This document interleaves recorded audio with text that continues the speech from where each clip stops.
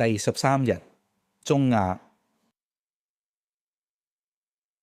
我哋謙卑嚟到你面前，為中亞所有不同嘅國家祈求。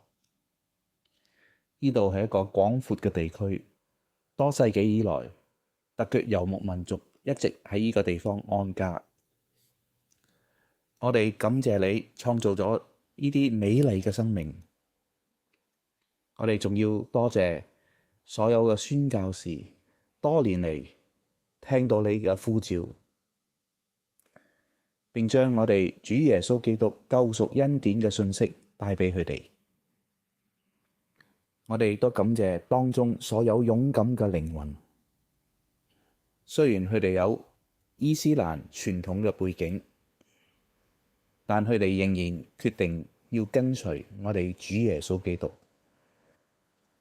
親愛嘅主，我哋特別要將呢啲族群中嘅信徒呈現喺你面前。我哋謙卑祈求聖靈降臨喺佢哋生命中，給佢哋生命帶嚟深度嘅醫治。因為過去生命中深度嘅傷害，攔咗佢哋喺你裏面成長。我哋紀念呢啲信徒，並祈禱佢哋亦能夠將呢啲醫治帶入佢哋嘅族群，讓佢哋嘅同胞亦能夠藉着我哋主耶穌基督裏面得到徹底嘅潔淨同埋醫治。主啊，